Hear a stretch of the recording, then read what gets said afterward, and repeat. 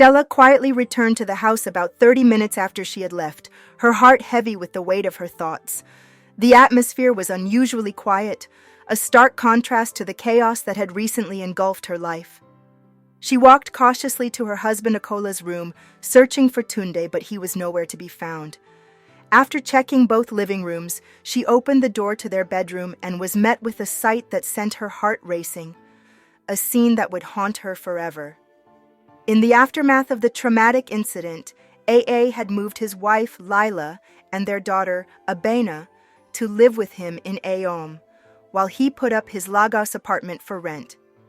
The couple had relocated to Ibon, hoping to start anew. Tunde, their troubled son, had returned to his mother in the village, waiting to be admitted into the university. He felt a sense of relief that his brother and sister-in-law had chosen not to press charges against him, believing he had escaped the consequences of his actions. But he was gravely mistaken. Despite the counseling sessions, Stella found it nearly impossible to move on. Memories of the horrific event would flood her mind, and she would often look at her baby and weep bitterly. Night after night, she would wake up in the dark, tears streaming down her face, feeling the weight of her pain. Her husband, Akola, tried everything within his power to help her heal, but his efforts seemed futile. Stella began to resent him, blaming him for not standing up for her and their daughter. "What kind of a man are you?" she yelled one night, her voice breaking with emotion. "Why wouldn't you let your brother pay for what he did to our daughter? Our daughter and I should be your #1 priority." "Honey, we've talked about this," Akola pleaded, his voice trembling. "My hands are tied. If I confront him, it will be me against the entire family, including the extended ones. Please don't do this to us." "It's been over 6 months since the incident. How can you expect me to forget?" Stella shot back, storming out of the room with Abena in her arms. They spent the rest of the night in the guest room, the distance between them growing wider. The breaking point. As the days turned into weeks, the peace in Akola and Stella's marriage evaporated. They began to live like strangers under the same roof. Stella stopped cooking for Akola and moved her belongings, along with Abena's, to the guest room. Each day she would hold her daughter close and cry, feeling like a failure as a mother for not being able to protect her. Akola, in his desperation, ignored her, hoping she would eventually come around. He noticed her making strange phone calls but dismissed them as part of her coping mechanism. Then one day, he returned home to an empty house. Stella and Abena were gone, leaving behind a note that read, "Don't bother to look for us. By the time you get this letter, I will be on my way out of the country with our baby. I will be back to deal with Tunde in due time, but for now, I need my sanity." Akola's heart sank as he read the note. Panic set in as he realized he might lose his family forever. He called Stella's phone repeatedly, but it was unreachable. The next morning, he went to see P. David, Stella's uncle, who had given her away in marriage. "I returned home last night to find an empty house. My wife and daughter are gone," he explained, tears welling in his eyes. "Stella sent me a message saying she was traveling out of the country." "Did you both plan this?" P. David asked, surprised. Akola left P. David's house feeling defeated and heartbroken. He drove straight to his hometown to see his mother, pouring out his soul to her. "Mom, I didn't get Tunde arrested out of love and respect for you. That decision has cost me my marriage. I will never forgive myself for being so foolish. As for Tunde, he ceases to be my brother from this moment on. I want nothing to do with him anymore," he roared in anger. His mother tried to calm him, but he was inconsolable. He stormed out of the house and returned to the city, a shadow of his former self. Each day after work, instead of going home, he found solace in a local bar, drowning his sorrows in alcohol. His performance at work began to suffer, and his colleagues grew increasingly worried about his well-being. The descent into darkness. One evening, as he sat at the bar, his closest friend and colleague Jerry approached him. "What are you doing here, Akola?" Jerry asked, concern etched on his face. "Don't tell me these bottles are for you alone. What's wrong?" "I'm just waiting for the day death will take me," Akola replied, tears streaming down his face. He recounted the events that had led to his current state, from the moment Stella caught Tunde in the act to his decision not to press charges. Jerry listened intently, his heart heavy with disappointment, but understanding Akola's vulnerability. "It's okay, my guy. Please put yourself together. Life goes on, and you need to sit up before management notices your decline. Your mood is affecting your work," he urged. After several minutes of conversation, Jerry managed to convince Akola to leave the bar and focus on his health. Akola returned home, sat on the floor of his bedroom, and cried for what felt like an eternity. He missed Abina and Stella deeply and was willing to do anything to bring them back. Meanwhile, Tunde had gained admission to the university to study economics. On the eve of his departure, his mother called him into her room for a serious talk. "Tunde, my son, I thank God for your success. As you go to school, remember the son of whom you are. Do not keep bad company, and for heaven's sake, do not repeat that nonsense you did with your brother's baby. You were lucky this time, you might not be next time," she warned. Tunde promised to behave and left for school, renting a small apartment off campus. He quickly settled in and made friends with his neighbors, including 2 couples with children. Tunde was kind to the kids, playing with them and helping them with their homework. He even found a girlfriend, a beautiful classmate named Beauty, who seemed perfect for him. The illusion of normalcy. However, Tunde soon realized that he wasn't enjoying his intimate moments with Beauty. He felt a strange disconnect, as if he were being forced into something he didn't want. He began to avoid her, making excuses whenever she wanted to take their relationship further. Beauty, confused and hurt, tried to understand his behavior, but found herself growing increasingly frustrated. One night, while babysitting the children of one of his neighbors, Tunde found himself alone with 2-year-old Amanda.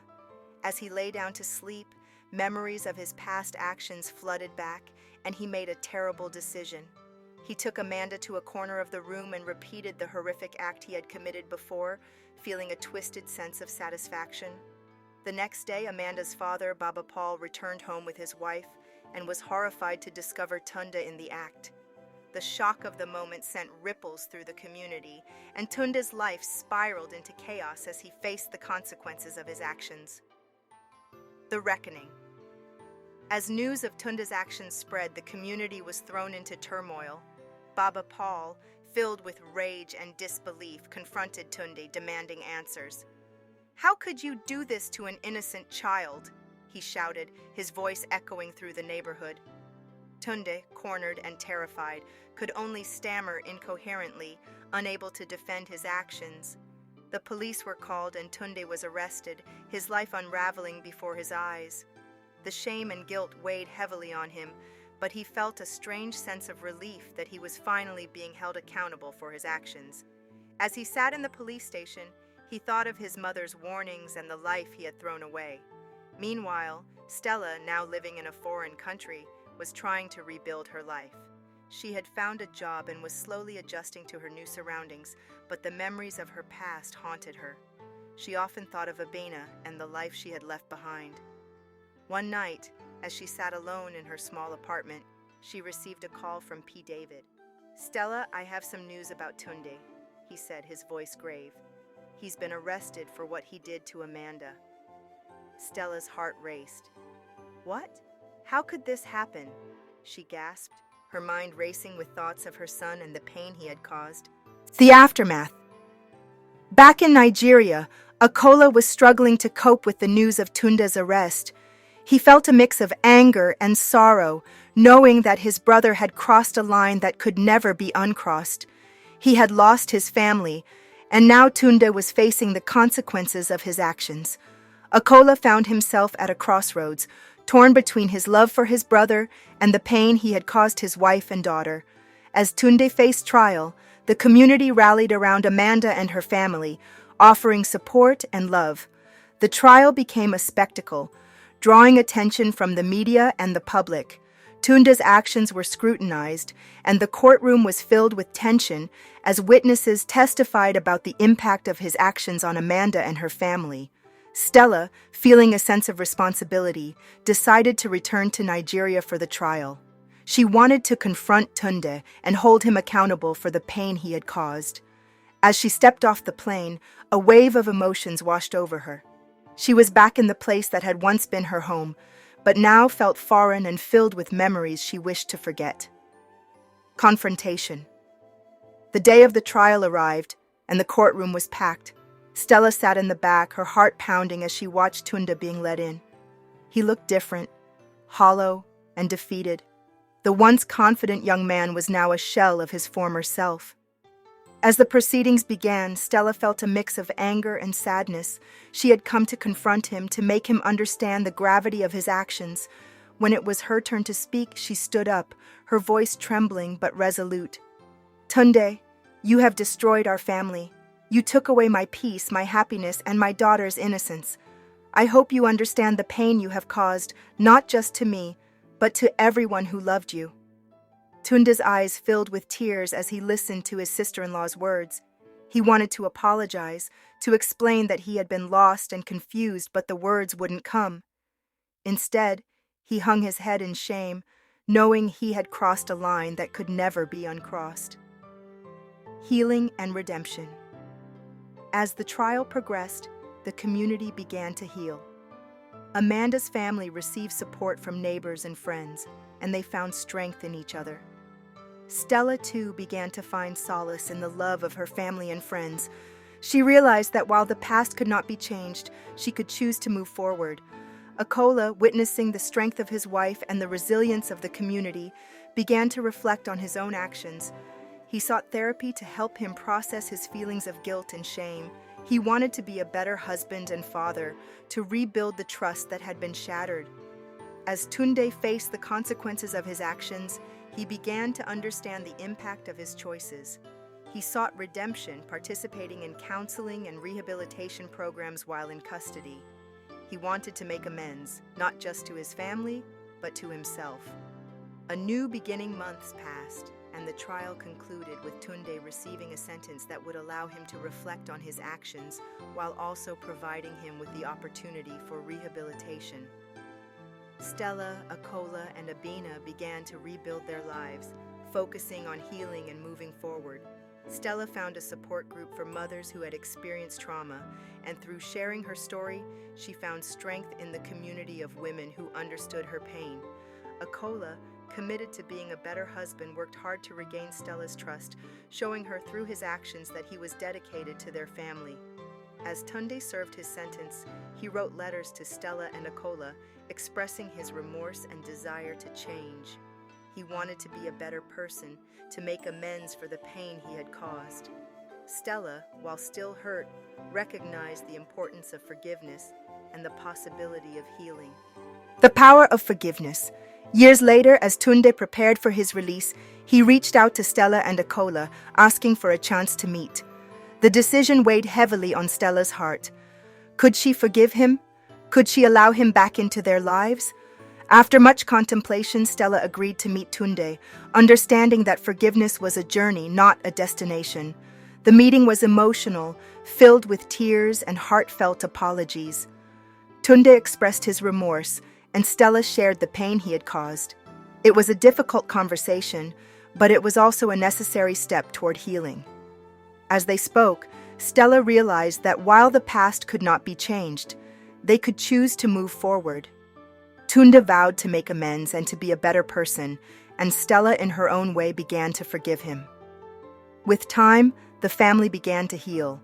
Stella, Akola, and Abena found strength in each other, and Tunde, now a changed man, worked hard to rebuild his life. The scars of the past would always remain, but they learned to embrace the future with hope and resilience. Stella became an advocate for survivors of trauma, sharing her story to help others find their voice.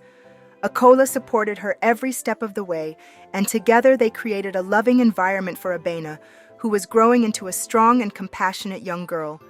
Tunde, on the other hand, dedicated his life to helping others who had faced similar struggles. He became involved in community outreach programs, sharing his story of redemption and the importance of making better choices. As they all moved forward, they understood that healing was a journey, one that required patience, love, and forgiveness. Together, they embraced the new chapter of their lives, determined to create a brighter future for themselves and their community. If you learned a lesson from this story, then please like, share, and subscribe. And if you want a part 3 of this story, let me tell in the comments.